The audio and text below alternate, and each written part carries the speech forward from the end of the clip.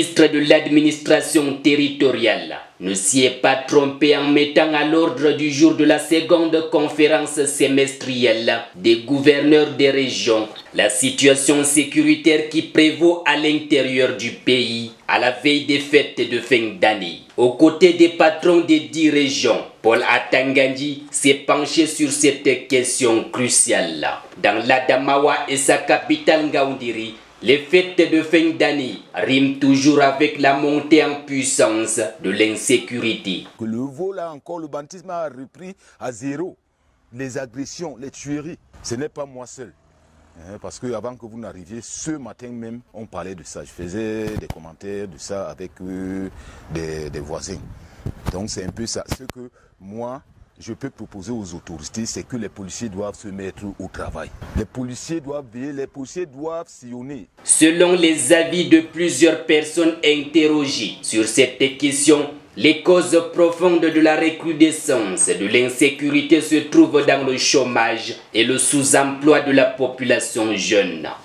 Selon que ça est dû au manque d'emploi, il y a des jeunes qui n'ont pas fait aussi. Parce que quand il y a d'autres qui, surtout quand ils vendent peut-être l'essence comme ça, là, on les empêche. Et quand on les prive, comme aujourd'hui, là, je viens d'assister à une scène où on est venu ramasser tous leurs trucs. À quelqu'un qu'on lui ravit tous ses biens comme ça, là, il va faire quoi devant? Il va se retrouver peut-être à un cas où il a besoin de se nourrir, il a une famille. Et puis vraiment, les autorités aussi doivent voir ce côté-là. Il faut aussi qu'on laisse les jeunes au moins se défendre. Quand ils se défendent comme ça, là, c'est mieux de les encourager, comme il n'y a pas d'emploi. Il y a aussi ce manque d'emploi de ce côté-là qui gêne aussi la ville de l'Adamawa. C'est bien connu, la loisivité est la mère de tous les vices. Mais ce fait n'explique pas à lui seul l'ampleur du phénomène. Si l'on en croit certains conducteurs de mototaxi qui subissent au quotidien les agressions nocturnes, le problème réside aussi dans la corruption ambiante qui gangrène les institutions judiciaires. Ce que ça nous dérange, il y a tous les agresseurs. Il y a trop. Parce que quand s'il arrête les agresseurs, il laisse les agresseurs et après il vient en train de nous menacer pour rien. Bon, c'est là que nous, maintenant, chacun nous, avec notre force, avec notre volontaire, on veut seulement qu'ils viennent pour nous soutenir. Parce qu'on ne veut pas faire le problème avec eux. Parce que c'est eux-mêmes qui doivent nous soutenir. Nous, on ne peut pas, on n'a même pas la force pour aller pour chercher le problème. Quand on voit le voleur, quand eux-mêmes, quand on arrête le voleur, on peut les donner.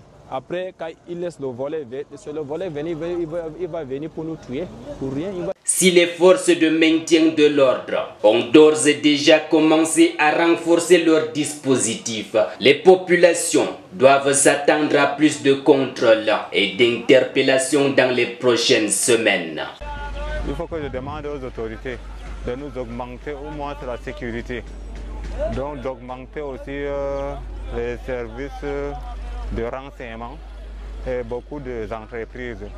Et avec ça, ça peut quand même aider ces gens qui...